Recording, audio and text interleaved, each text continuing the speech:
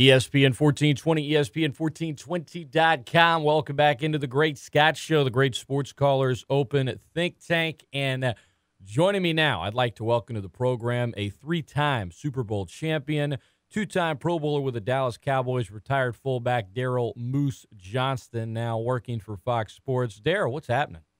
I am good. How are you doing? I'm good, man. After playing 11 seasons in the NFL, a lot of players expressed, I guess, the difficulty of leaving the game behind. What was your experience like transitioning from football to broadcasting, and how did that opportunity come about for you? Oh, I was very blessed, very fortunate to have kind of a change in the broadcasting environment going on when I was retiring.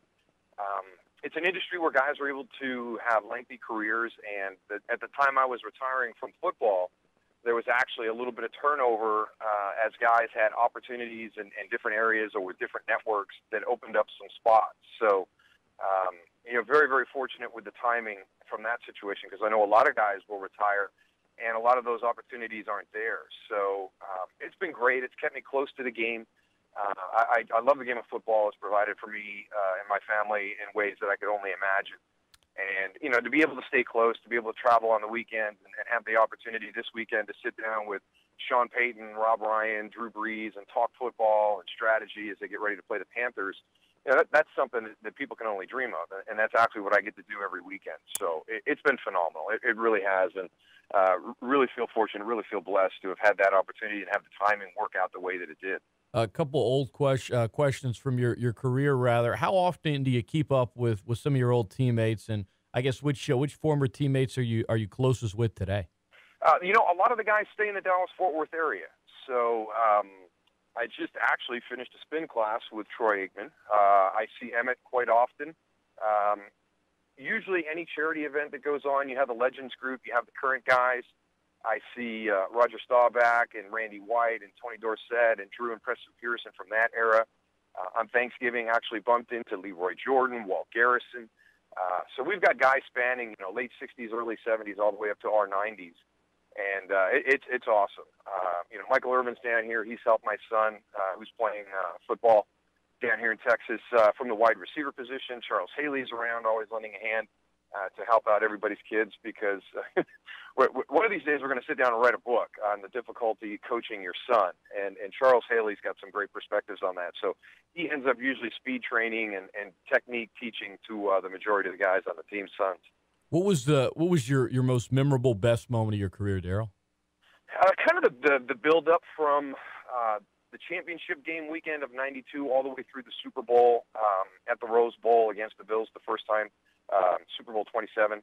And it was just it was an amazing 2 weeks. It really was. I don't think anybody expected us to be able to go off the candlestick and knock off the 49ers at that time. I still think that they were considered the top team in the NFC and the NFL for that matter. And we went out and played. I say this to people. It was the best game that group, in my opinion, ever played. I think we were +4 turnover ratio and still had to hold on at the end of the game to be able to knock off that talented 49er team. And then riding that way all the way into Super Bowl and really kind of realizing the culmination of a childhood dream. I sat around and watched the Super Bowls with my dad as a little boy growing up, never thinking that I'd have the opportunity to ever play in one, let alone win not only one, but 3 in 4 years. So just a magical 2 weeks, not only for myself, but a lot of the guys. A lot of the guys will talk about that 2 week time span as being one of the most memorable times in their lives. Former Dallas Cowboy fullback Daryl Moose Johnston, Fox Sports color commentator, analyst, our guest right now here on ESPN 1420 and .com on the Great Scott Show. You'll be in New Orleans this weekend, as you mentioned, Daryl, and Sunday's game between Saints and Panthers. You'll be doing color commentary. First off, how surprised are you? And maybe it's a strong word, but I'll use it anyway. I guess the downfall of the NFC South, considering this season it was a division I know many expected to be much better than it has been. I'm very surprised. I really am. The rise of Carolina last year to win the division at 12-4, the consistency of the Saints with Sean Payton and Drew Brees. I really thought that Atlanta would come back into the fold as well. So I was looking at least a 3-team run, towards the end of the year. And I'm a huge Lovie Smith fan, and I know how talented the Tampa Bay's defense was. So With him bringing McCown at quarterback, maybe that kind of settles that whole situation. They've got the big receivers on the outside. They've got a good running game. I thought that maybe Tampa Bay could become, if not somebody that was going to challenge for the division, somebody that would be, a 7-9, 8-8 team, possibly a 9-7 team that just kind of wreaked a little bit of havoc in the division. And I'm shocked. I'm shocked to have seen the NFC South struggle the way that they have this year. There's so much talent in that division. There's so much good coaching in that division. I'm surprised that they've struggled outside of their division against the rest of the NFL. When you see the Saints on film, Moose, what do you see? I see a very dangerous team, a team that has the ability when they are playing well to knock off virtually anybody in the NFL. I think they showed that last week at Pittsburgh. I don't think a lot of people had a lot of faith that New Orleans could leave the Superdome, which had been unfriendly to them, the previous 3 weeks, which is still one of the more bizarre things that's happened during the course of the season in 2014, and go up to Heinz Field, outside in the elements. I don't care that they caught a warm weather week. It's just a different environment for that team, and knock off the Steelers, who are another up and down team. So that's what New Orleans is this year. That's the type of team they are. If you go to New Orleans or they come to you and you're not ready to play, you could be in trouble. And I think we've got a handful of teams like that this year. And I think it's going to be interesting to see what happens in that first round of the playoffs, because there's a potential of the NFC South division winner, if not 8-8, potentially a losing record. And if you come into New Orleans, which a lot of people will think, as you look at strength of schedule between New Orleans and Atlanta down the stretch, or even Atlanta, in their home environment, those are two very, very difficult places to play with two very explosive offenses. And you could have one of these wild cards that has a better record coming into that environment against the division winner and get knocked out, just like Seattle did a couple of years ago to New Orleans when they traveled out to Seattle. Do you, if you could change the playoff format, would you change anything about it, or do you like it the way it is? No, I think you can't change for change's sake. There's going to be a lot of people that will get frustrated this year, just like they did when Seattle was a division winner. I think that they dispelled that whole theory. They knocked off the Saints that day, and that kind of put a lot of that to rest. And I think there's a big potential for that same thing to have happen. Home field is still very, very important in the NFL. When you talk about New Orleans and potentially Atlanta, those are two difficult places to win football games, regardless of how the team is playing that year. There's talent on both of those teams, and if you come in and you're kind of looking past that in any way, shape, or form, which no team should ever do, you could very easily get beat. So I like the format the way it is right now. I like the way the league is set up, 32 teams, 16 in each conference, 4x4, within those divisions in each conference. I don't want to add another team to the playoff mix. I think they've got a good thing going right now, and sometimes they're just overreaching for more football, more money, that all of a sudden we take something that was good and we taint it a little bit. That's not quite as good as it was before. ESPN 1420, ESPN1420.com. Daryl Moose Johnston, a man that played many playoff games with the Cowboys, our guest right now. A few more for you, Daryl.